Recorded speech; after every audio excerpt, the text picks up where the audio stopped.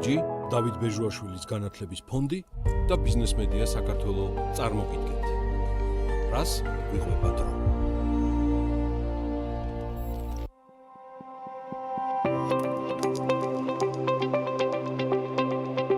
დიდი დეპრესიის პერიოდში, როცა ამერიკული ბიზნესი გადარჩენისთვის სიბრძოდა და ინოვაცია აუცილებლობას წარმოადგენდა, ოკლაჰომა სიტის უბრალო მეწარმემ სავაჭრო გამოცდილება სამუდამოდ შეცვალა.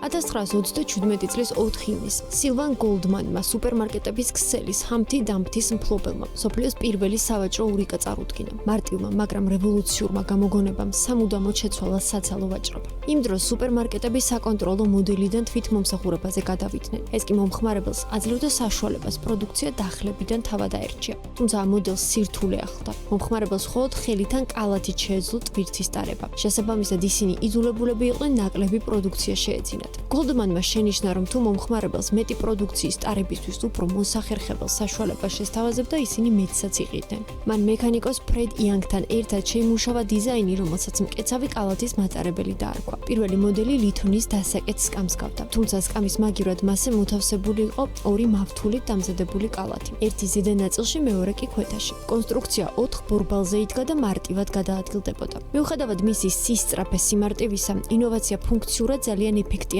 აღმოჩნდა. მისი დანიშნულებისა და საჭიროების მიუხედავად, კალათი პირველივე დღიდან პოპულარული არ გამხდარა. მამაკაცები ფიქრობდნენ, რომ მისი გამოყენება მათ სისუსტეს წარმოაჩენდა, ხოლო ქალებს ის ბავშვის ეტლს აგონებდათ. შესაბამისად, მისი გამოყენება მაღაზიაში სულაც არ უნდოდათ. გოლდმანმა შემოქმედებითი მიდგომა აირჩია. მან დაიქირავა მოდელები, რომლებიც მაღაზიაში კალათებით დადიოდნენ და პროდუქციას იღებდნენ. ამას შედეგი გამოიღო და მომხმარებელმა ეგრეთ წოდებული ურიკის გამოყენება თავადაც დაიწყო. იმ დროისთვის ინოვაციამ ყიდულს მეტი პროდუქტის შეძენის საშუალებას აძლევდა. მაღაზიებს კი უფრო დიდი სივრცე დარჩა თარაობისთვის და პროდუქციის ასორტიმენტისთვის. გოლდმანმა მოგვიანებით ჩასადები კალათების სისტემა შეიმუშავა, რომელიც საშუალებას იძლეოდა კალათები ერთმანეთში ჩასმულიყო. ანუ მან შექმნა კონცეფცია, რომელიც დღემდე ფართოდ გამოიყენება.